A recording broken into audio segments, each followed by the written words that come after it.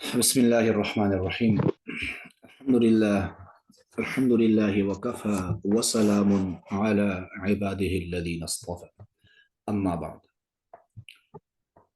تو پچھلے سبق میں ہم نے یہ پڑھا تھا، جو پچھلا مسئلہ ہے ہمارا، وہ سؤر الحمار والبغل مشکوک فیہ، کہ گدھے اور خچر کا جھوٹا، یعنی اس کا جو بچا ہوا پانی ہے اس کے اندر شک ہے۔ تو اب شک کس بات میں ہے؟ تو بعض نے کہا شک اس کی پاکی میں ہے، یعنی بذاتی ہی خود یہ پاک ہے یا نہیں، اس میں شک ہے۔ تو اس پر دلیل آگے پیش کی ہے کہ لِأَنَّهُ لَوْ كَانَ طَاهِرًا، کیونکہ اگر یہ خود پاک ہوتا، لَكَانَ طَهُورًا، تو پاک کرنے والا بھی ہوتا۔ تو اب چونکہ پاک کرنے والا تو ہے نہیں، یہ بات تو اتفاقی ہے، تو لہذا اس سے یہ بات بھی ثابت ہو جائے کہ بذاتی ہی خود بھی یہ پاک نہیں ہے۔ ہاں، آگے ایک ساتھ وضاحت کر دی کہ ما لم یغلب اللعاب علی الماء، جب تک کہ اس کا لعاب پانی پر غالب نہ آئے، یعنی جب اس کا لعاب پانی پر غالب آ گیا تو پھر اس صورت میں تو تقریباً سب کے نزدیک وہ پاک کرنے والا نہیں ہوتا۔ وہ مسئلہ پیچھے گزرا ہے کہ کوئی مائع چیز اگر وہ مل جائے پانی کے ساتھ اور پانی پر غالب آ جائے تو پانی وہ جو ہوتا ہے اس سے پھر پاکی حاصل نہیں ہو سکتی، یعنی وضو اور غسل والی پاکی۔ یہ تو پہلی صورت بتا دی۔ وقیلا، اور یہ بھی کہا گیا ہے، الشک فی طہوریتہ، کہ شک اس کے پاک کرنے میں ہے، یعنی بذاتی ہی تو پاک ہے لیکن دوسری چیز کو اس سے پاک کیا جا سکتا ہے یا نہیں، اس میں شک ہے۔ اب اس پر آگے دلیل پیش کرتے ہیں کہ شک پاک کرنے میں ہے، بذاتی ہی پاک ہونے میں نہیں۔ اس پر دلیل یہ ہے کہ لِأَنَّهُ لَوْ وَجَدَ الْمَاءَ الْمُطْلَقَ، اگر کسی نے مطلق پانی پایا، مطلق پانی کا مطلب یہ ہے کہ جس میں کسی قسم کی ایسی بات نہیں پائی جا رہی ہے کہ کسی نے اس میں منہ نہیں ڈالا یا باقی کسی بھی طور پر وہ ناپاک گندا وغیرہ نہیں ہوا، تو وہ مطلق پانی اگر کسی نے پایا، لا یجب علیہ غسل رأسہ، تو اس پر لازم نہیں غسل رأسہ، سر کا دھونا، یعنی اس آدمی کے پاس پاک پانی ہو اور اس سے پہلے وہ جو پانی ہے گدھے کا یا خچر کا، اس میں منہ ڈالا ہوا پانی تھا، اس سے اس نے وضو کیا تھا، دوران وضو اس نے سر پر مسح بھی کیا تھا، اس کے بعد اگلے وقت میں اس کو پاک پانی مل گیا، یہ مطلق پانی مل گیا۔ اب اس مطلق پانی سے جب وہ وضو کرے گا، باقی اعضاء تو وہ دھو لے گا، تو سر پر تو چونکہ مسح کرے گا، تو اب سر پر مسح کرنا ہی اس کے لیے کافی ہے، اس وقت سر کا دھونا ضروری نہیں۔ یہ دلیل اس طرح بناتے ہیں کہ اگر یہ گدھے کا جو بچا ہوا پانی ہے یا خچر کا بچا ہوا پانی ہے، یہ اگر ناپاک ہوتا تو اب اس آدمی پر لازم تھا اپنے سر کو دھونا، لیکن اب اس پر سر کا دھونا لازم نہیں، تو یہ دلیل ہے اس بات کی کہ یہ کیا ہے، بذاتی ہی پاک ہے۔ وَقَذَا لَبَنُهُ طَاهِرٌ، اور اسی طرح اس کا دودھ بھی پاک ہے، یعنی یہ اس کی پاکی پر ایک اور گویا نظیر پیش کرتے ہیں کہ اس کا دودھ بھی پاک ہے، یعنی گدھے سے مراد مطلب جو اس میں مؤنث ہوتی ہے گدھی، اس کا دودھ بھی پاک ہے۔ حمار، یہ ضمیر اس کی ہو ضمیر حمار کی طرف راجع ہے، اور حمار وہ اس میں جنس ہے، تو مطلب اس کا اطلاق مذکر مؤنث دونوں پر ہوتا ہے، اس لیے ضمیر راجع کرنے سے بات ٹھیک ہے۔ تو اس کا دودھ بھی پاک ہے۔ وَعَرَقُهُ لَا يَمْنَعُ جَوَازَ الصَّلَاةِ، اسی طرح ایک اور بات وضاحت کر دی کہ اس کا جو پسینہ ہے وہ نماز کے جائز ہونے کے لیے بھی مانع نہیں ہے۔ مطلب گدھے کا پسینہ اگر بدن سے یا کپڑے سے لگا ہے، وَإِنْ فَحُشَ، آگے لکھا ہے اگرچہ بہت زیادہ ہی کیوں نہ لگا ہو، اسی پسینے والے کپڑوں میں کوئی آدمی نماز پڑھتا ہے تو نماز بالکل اس کی جائز ہے،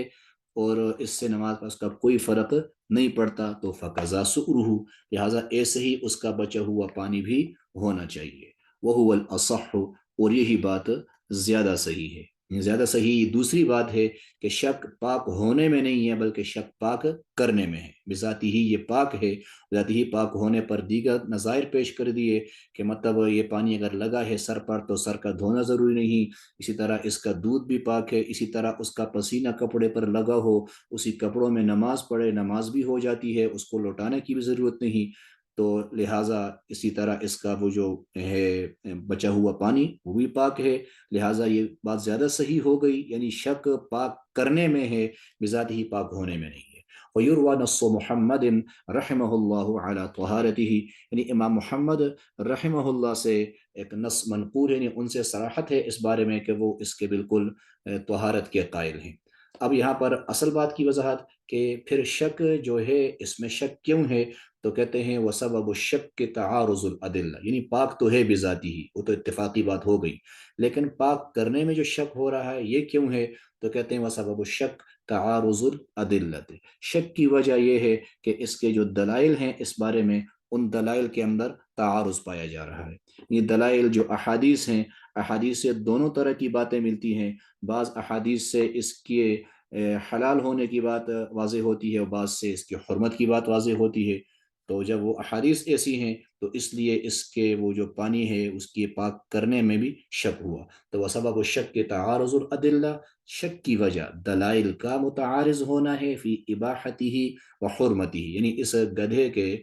حلال اور حرام ہونے میں ہے، یہ بعض احادیث حرمت کو ثابت کرتی ہیں، بعض حلت کو ثابت کرتی ہیں، یا تو شک کی وجہ یہ ہے۔ اب اختلاف الصحابہ، یا شک کی وجہ صحابہ کرام رضی اللہ عنہم کا اس میں اختلاف پایا جا رہا ہے، یا شک کی وجہ یہ ہے کس بارے میں اختلاف پایا جا رہا ہے، فی نجاستی ہی و طہارتی، یعنی اس کی نجاست اور اس کی طہارت میں صحابہ کے اختلاف پایا جا رہا ہے، تو اس لیے گویا اس کے جو بچا ہوا پانی ہے اس کے اندر بھی شک ہوا کہ اب وہ پاک کر سکتا ہے یا نہیں کر سکتا۔ وعن ابی حنیفہ رحمہ اللہ انہ نجس، امام ابو حنیفہ رحمہ اللہ سے ایک روایت اس کے ناپاک ہونے کی بھی منقول ہے، یعنی بالکل صریح ناپاک ہونے کی روایت منقول ہے، ترجیحاً، اور اس روایت کی دلیل یہ ہے ترجیحاً للحرمت والنجاست، یعنی حرمت اور نجاست کو ترجیح دیتے ہوئے، یہ ایک اصول ہے کہ جب بھی محرم اور مبیح میں تعارض ہوگا تو محرم کو ترجیح دی جاتی ہے، یعنی جب حلت اور حرمت میں تعارض ہوتا ہے تو حرمت کو ترجیح دی جاتی ہے۔ تو اس اصل کی بنیاد پر امام صاحب رحمہ اللہ سے ایک قول یہ منقول ہے کہ یہ اس کا جو ہے یہ بالکل گدھا بالکل نجس اور ناپاک ہے، یعنی اس کا جو پانی ہے بالکل ناپاک ہے۔ والبغل من نسل الحمار، اور والبغل یہ جو خچر ہے من نسل الحمار یہ گدھے ہی کی نسل میں سے ہوتا ہے، فیکون بمنزلتہ، لہٰذا حکم میں بھی اسی کی طرح ہو، اس کی میں نے شروع میں تھوڑی وضاحت کی تھی، تو وہی بات ہے جو ہم نے پیچھے پڑھ لی۔ اب آگے فَإِن لَمْ يَجِدْ غَيْرَهُمَا، اگر نہ پائے ان دونوں کے علاوہ، یعنی ہما ضمیر کا مرجع جو پیچھے مسئلہ چل رہا ہے ہمارا، یعنی یہ گدھا اور خچر، یعنی اگر ان دونوں کے بچے ہوئے پانی کے علاوہ نہ پائے، یعنی فَإِن لَمْ يَجِدْ سُؤْرَ الْحِمَارِ فَإِن لَمْ يَجِدْ غَيْرَ سُؤْرِ الْحِمَارِ وَالْبَغَلِ، یعنی اگر نہ پائے گدھے اور خچر کے بچے ہوئے پانی کے علاوہ اور پانی، صرف یہی پانی موجود ہے اور کوئی پانی نہیں ہے، تو اب کیا کرنا پڑے گا، یتوضأ بہما، تو ان سے وضو کرے، یعنی اس پانی کو استعمال کرے، اس سے وضو بھی کر لے،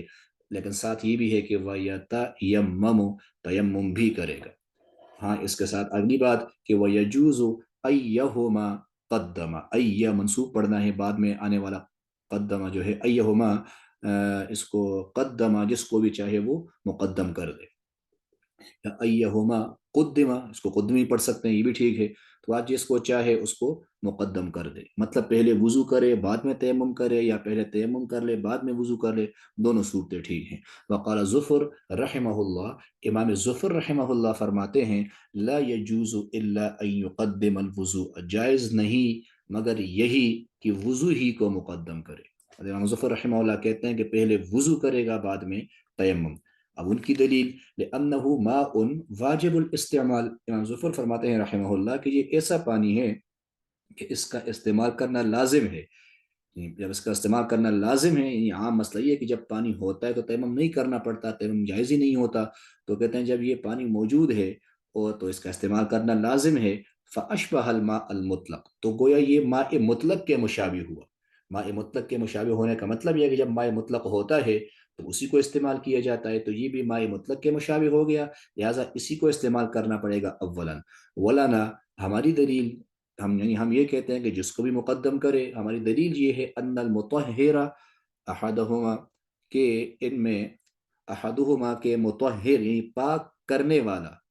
وہ ان میں سے کوئی ایک ہے، یعنی یا تو پاکی حاصل ہوگی وضو سے یا پاکی حاصل ہوگی تیمم سے، یعنی دونوں کو جمع کرنا اس وجہ سے ہوا کہ اس سے پاکی حاصل ہوتی ہے یا نہیں ہوتی، اس میں شک پڑ گیا ہے۔ تو اب یا تو پاکی ہوگی وضو سے یا پاکی ہوگی تیمم سے، جب کسی ایک سے پاکی حاصل ہوتی ہے تو فیفید الجمع دون الترتیب، لہذا یہ جمع کا فائدہ دیتا ہے، ترتیب کا فائدہ نہیں دیتا، مطلب جمع کرنا ضروری ہے، ترتیب ضروری نہیں ہے، دونوں کو جمع کرنا لازم ہے، جمع کر لیا، پہلے تیمم پھر وضو، یا پہلے وضو پھر تیمم، بس ٹھیک ہے۔ وسکر الفرس طاہر عندہما، آگے مزید مسئلے کو بڑھاتے ہوئے اگلا مسئلہ بیان کرتے ہیں کہ گھوڑے کا بچا ہوا پانی یہ بالکل پاک ہے صاحبین کے نزدیک، عندہما کا مصداق صاحبین ہے، امام ابو یوسف اور امام محمد، ان دونوں حضرات کے نزدیک جو گھوڑا ہے اس کا بچا ہوا پانی بالکل پاک، یعنی گھوڑے نے کسی پانی میں منہ ڈالا اور وہ پانی اگر موجود ہے تو بالکل وہ پاک ہے۔ اب اس کے پاکی کی دلیل کیا ہے؟ لأن لحمہ مأکول، کیونکہ اس کا گوشت کھایا جاتا ہے، اور شروع میں ہم نے پڑھا مسئلہ کہ جو بچا ہوا پانی ہے یہ متفرع ہے گوشت پر، تو اس کا گوشت پاک ہے تو لہذا اس کا بچا ہوا پانی بھی پاک ہوگا۔ وَقَذَا عِندَهُ، کہتے ہیں ایسے ہی امام صاحب رحمہ اللہ کے نزدیک بھی فی الصحیح، صحیح قول کے مطابق، مطلب امام صاحب کی روایتیں کئی ساری ہیں لیکن صحیح قول امام صاحب رحمہ اللہ کا اس بارے میں یہی ہے کہ اس کا جو بچا ہوا پانی ہے بالکل پاک ہے۔ اب بالکل پاک ہے تو یہاں پر ایک سوال پیدا ہوتا ہے کہ امام صاحب تو اس کے گوشت کی حلت، اس کے گوشت کے حلال ہونے کے بارے میں ان کا قول یہ ہے کہ وہ حلت کے قائل نہیں ہے، مکروہ تحریمی کہتے ہیں امام صاحب رحمہ اللہ، تو اس کے بچے ہوئے پانی کو پاک کیوں کہتے ہیں؟ تو آگے اس پر دلیل لأن الکراہۃ لإظہار شرفی، یعنی امام صاحب رحمہ اللہ فرماتے ہیں کہ اس میں جو کراہت ہے، یعنی اس کے گوشت کے اندر جو کراہت ہے، گھوڑے کے گوشت کی جو کراہت ہے وہ اس کی عظمت کے اظہار کے لیے، عظمت کا اظہار کس طرح کہ یہ جہاد کا آلہ ہے، آلہ جہاد ہونے کی وجہ سے اس کے گوشت کو حرام کیا گیا ہے، نہ کہ اس کے نجس ہونے کی وجہ سے۔ تو وہ بذاتی ہی امام صاحب کے نزدیک بھی اس کے اندر حرمت کی وجہ وہ نہیں کہ جو نجاست ہوتی ہے، بلکہ حرمت کی وجہ اس کی وہ اظہار عظمت، اظہار شرافت ہے، احترام کی وجہ سے ہے، تو لہٰذا اس کا بچا ہوا پانی امام صاحب کے ہاں بھی بالکل پاک رہے گا۔ یہ بات تقریباً پوری ہو گئی، آگے ایک نیا مسئلہ اس کو بیان کر رہے ہیں کہ فَإِن لَمْ يَجِدْ إِلَّا نَبِيزَ التَّمْرِ، اگر نہ پائے، یعنی اگر وضو کرنے والا نہ پائے، إِلَّا نَبِيزَ التَّمْرِ، سوائے نبیز تمر کے، نبیز تمر کی آگے کتاب والا خود وضاحت کرتا ہے، تو نبیز تمر اصل میں کہتے ہیں وہ پانی جس میں کھجور ڈال کر اس میں مٹھاس آ گئی ہو، تو اس کھجور کی وجہ سے پانی میں جو مٹھاس آئی ہے تو اس میٹھے پانی کو نبیز تمر کہتے ہیں۔ تو اگر کوئی بھی پانی نہ پائے سوائے نبیز تمر کے تو قال ابو حنیفہ رحمہ اللہ، تو امام ابو حنیفہ رحمہ اللہ فرماتے ہیں یتوضأ بہ، کہ اس پانی سے وضو کرے، ولا یتیمم، تیمم کی ضرورت نہیں ہے، یعنی تیمم کا اعتبار نہیں ہوگا، جب پانی ہے تو لہذا اس سے وضو کرے گا۔ اچھا جی، لحدیث لیلۃ الجن، اب اس پر دلیل کیا ہے کہ نبیذ تمر اگر موجود ہو اس سے وضو کرنا ہے، تیمم کی طرف نہیں جائیں گے، تو اس پر دلیل پیش کی لحدیث لیلۃ الجن، لیلۃ الجن والی روایت کی وجہ سے، یعنی وہ رات، جس رات حضور نے جنات سے ملاقات کی، اس رات کے بارے میں جو حدیث ہے، اس حدیث کے اندر اس کا تذکرہ ہے کہ حضور صلی اللہ علیہ وسلم نے اس پانی سے وضو کیا تھا، کہ حضور صلی اللہ علیہ وسلم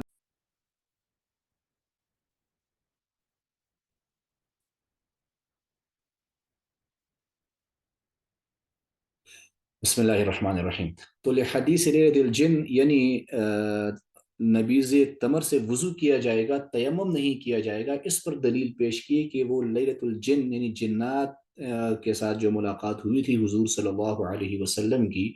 اس رات جو واقعہ پیش آیا تھا اس سے یہ بات ثابت ہوتی ہے کہ حضور نے کیا کیا تھا، وضو کیا تھا۔ تو فإن النبی صلی اللہ علیہ وسلم توضأ به، کہ حضور نے اس پانی سے وضو کیا تھا، حین لم یجد الماء، جب حضور کو پانی نہیں ملا تھا، یعنی مطلق پانی نہ ملا تو وہی پانی جو تھا اس سے حضور نے وضو فرمایا تھا، تو یہ امام ابو حنیفہ رحمہ اللہ کی دلیل ہو گئی۔ وقال ابو یوسف، امام ابو یوسف رحمہ اللہ فرماتے ہیں یتیمم، کہ تیمم کرے گا، ولا یتوضأ به، اس پانی سے وضو نہیں کرے گا،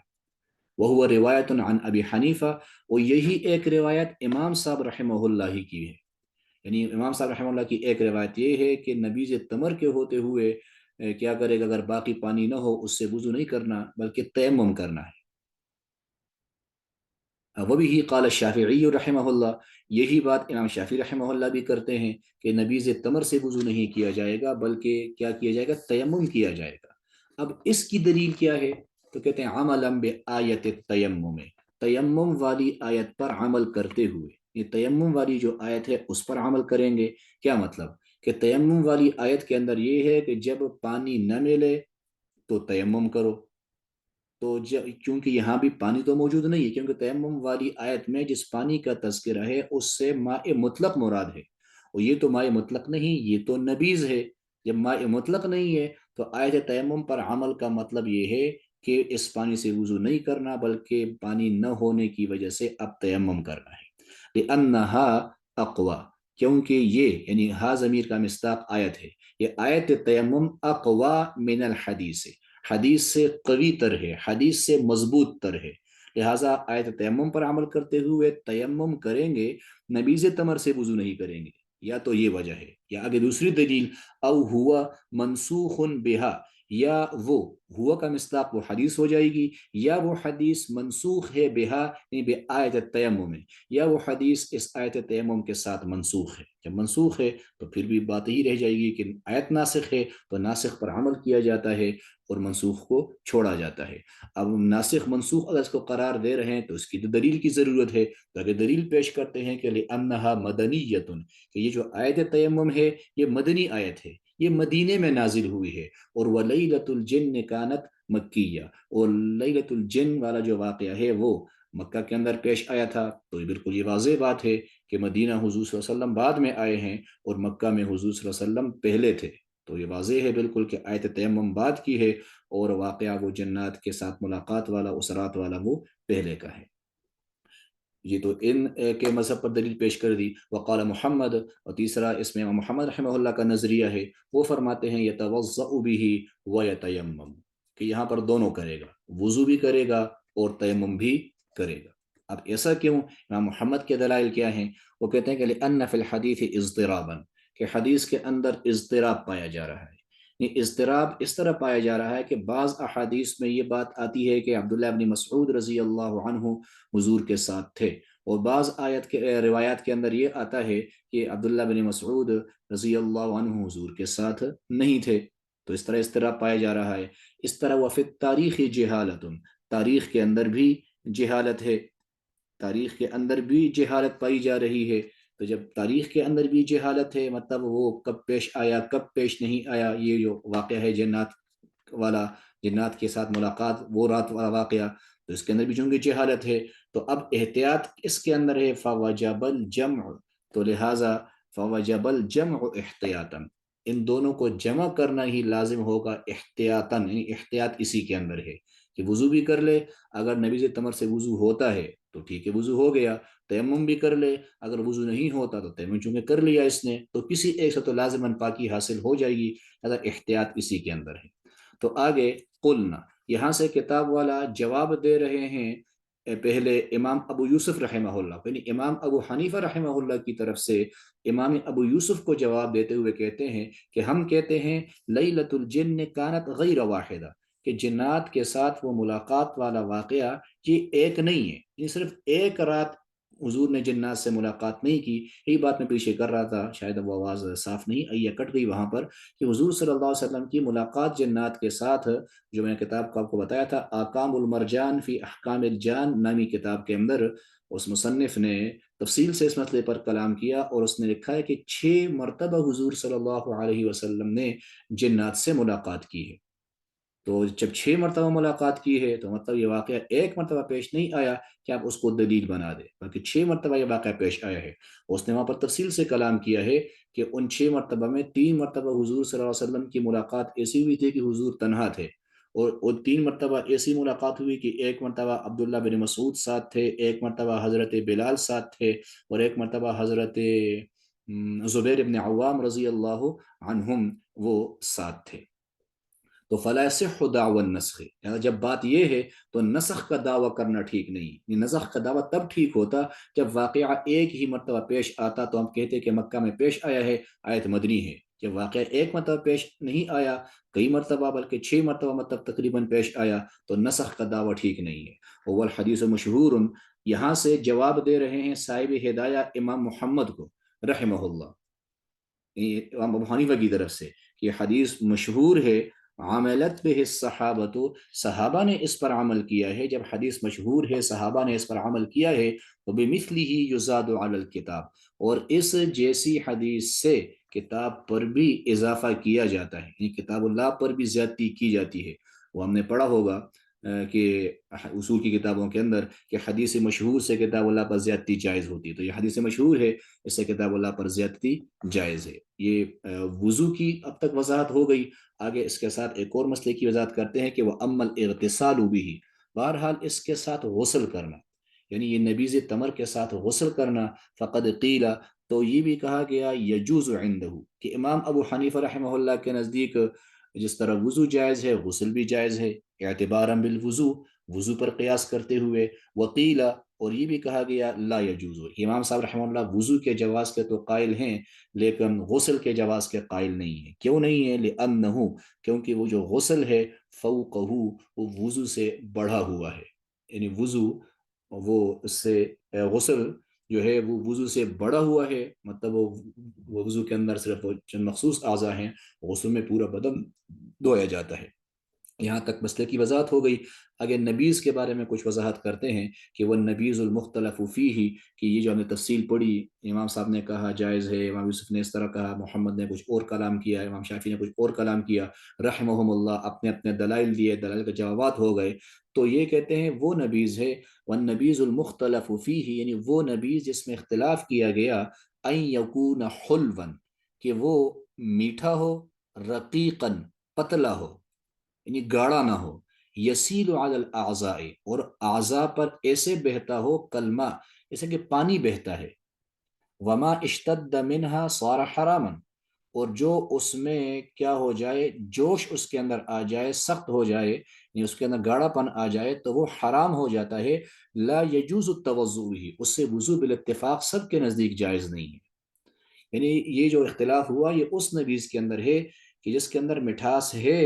لیکن وہ ہے پتلا، یعنی گاڑا نہیں ہے، یعنی اعضاء پر اگر ڈالا جائے جس طرح پانی بہہ جاتا ہے ایسے بہہ جاتا ہے، تو اس نبیذ کے اندر یہ تفصیل ہے جو ہم نے پڑھ لی۔ ہاں وہ نبیذ جس کے اندر گاڑا پن آ گیا تو بالاتفاق سب کے نزدیک اس سے پھر وضو نہیں ہوتا، ایک صورت۔ آگے اسی کی مزید کچھ وضاحت کرتے ہیں کہ وَإِنْ غَيَّرَتْهُ النَّارُ، اگر اس نبیذ کو آگ بدل دے، مطلب وہ آگ پر پکا لیا جائے، تو اب اس کے اندر کیا تفصیل ہے؟ نہیں، اوپر جو ہم نے تفصیل پڑھ لی تو گویا وہ کچے نبیذ کی تھی، اس کو پکایا نہیں گیا تھا۔ اب تفصیل کر رہے ہیں جب اس کو پکا لیا جائے آگ پر، اس صورت میں کیا کرنا ہے؟ تو فما دام حلوا، جب تک وہ میٹھا رہے گا، جب تک اس میں مٹھاس ہے، فہو علی الخلاف، تو وہ اسی اختلاف پر ہے، یعنی امام صاحب رحمہ اللہ اور صاحبین کا جو اختلاف ہم تفصیل پڑھ دی اسی تفصیل پر، امام صاحب کے ہاں جائز ہے، باقی کے ہاں، امام یوسف رحمہ اللہ کے ہاں ناجائز ہے، امام محمد کے ہاں دونوں کو وضو تیمم کو جمع کرنا پڑے گا۔ اور وہ انشتد، اور اگر پکانے کے بعد اس کے اندر کیا آیا، سختی آئی، گاڑا بن آ گیا، تو فعند ابی حنیفہ رحمہ اللہ یجوز التوضؤ به، امام صاحب رحمہ اللہ کے ہاں پھر اس سے وضو جائز ہے، لأنه يحل شربه عنده، کیونکہ ان کے ہاں اس کا پینا بھی جائز ہے، جب پینا جائز ہے تو وضو بھی جائز ہے۔ وعند محمد رحمہ اللہ لا يتوضأ به، امام محمد رحمہ اللہ کے ہاں اس سے وضو بالکل نہیں ہوگا، لحرمت شربه عنده، کیونکہ امام محمد کے ہاں اس کا پینا حرام ہے، یعنی ان کے ہاں پینے کے حرام ہونے کی وجہ سے۔ اور امام محمد کے ہاں کو یہ ایک اصول ہے کہ وَكُلُّ مَا هُوَ، بلکہ عام اصول ہے، وَكُلُّ مَا حَرُمَ شُرْبُهُ لَا يَجُوزُ الْوُضُوءُ بِهِ، کہ جس چیز کا پینا حرام اس سے وضو بھی جائز نہیں ہوتا۔ اور یہ تو بات پوری ہو گئی یہاں تک۔ آگے ایک اور مسئلہ بتاتے ہیں اسی کے ساتھ جڑا ہوا، وَلَا يَجُوزُ توضؤ، اور جائز نہیں وضو کرنا، بما سواہ من الانبیزا، انبیزا نبیز کی جمع، اس کے سوا جتنے بھی نبیز ہیں، یعنی یہ جو ہم نے پڑھا یہ کھجور کے نبیذ کی بات تھی. کھجور کے علاوہ جتنے بھی نبیذ ہیں، یعنی پانی کے اندر کوئی اور چیز ڈالی جائے، انگور ڈالا گیا یا اور جو کوئی پھل ہیں وہ پانی کے اندر ڈالے گئے اور اس سے پانی کے اندر مٹھاس آ گئی، اس کو بھی نبیذ کہتے ہیں. کہتے ہیں کہ وہ جتنے بھی نبیذ ہیں کھجور کی نبیذ کے علاوہ، اس سے وضو بالکل جائز نہیں، اتفاقی بات ہے. اب ایسا کیوں ہے؟ جرین علی قضیت القیاس، یہ اس پر دلیل ہو گئی. یا جرین علی قضیت القیاس، مقتضائے قیاس پر عمل کرتے ہوئے، قیاس کے تقاضے پر عمل کرتے ہوئے. کیا مطلب؟ یعنی قیاس تو یہ تھا کہ نبیذ تمر سے بھی وضو جائز نہ ہوتا. قیاس یہی تھا کہ نبیذ تمر سے بھی وضو جائز نہ ہوتا، کیونکہ وضو کے جواز کے لیے پانی کا مطلق ہونا ہے، نبیذ تمر تو مطلق پانی نہ ہوا. تو قیاس کا تقاضا یہ تھا کہ وضو اس سے بھی جائز نہ ہو. لیکن اس سے وضو جائز ہو گیا خلاف قیاس، کیونکہ حدیث کے اندر بات آ گئی، وہ لیت الجن کا واقعہ اس طرح اشارہ کیا مصنف نے. تو اس کی وجہ سے ہم نے قیاس کو چھوڑ دیا. جب قیاس کو چھوڑا تو یہ اصول ہے کہ ما ثبت علی خلاف القیاس فغیرہ لا یقاس علیہ، کہ جو خلاف قیاس ثابت ہو دوسرے کو اس پر قیاس نہیں کر سکتے. تو نبیذ تمر سے وضو جائز ہوا خلاف قیاس. اگر خلاف قیاس ہوا تو دیگر نبیذوں کو اس پر قیاس نہیں کر سکتے، تو دیگر نبیذ اپنے اصل پر رہیں گے، ان سے وضو جائز نہیں ہوگا. اور صرف یہ جو نبیذ ہے نبیذ تمر، اس سے وضو جائز ہوگا. اور جائز کب ہوگا وہ تفصیل ہمارے سامنے آ گئی کہ ان میں جو صورتیں ہیں جواز کی، اس صورت پر ہوگا تو جائز ہوگا، اور اگر نہیں ہوتا جائز نہیں ہوگا. تو ہمارا یہ بات بھی تقریباً الحمدللہ ختم ہو گیا.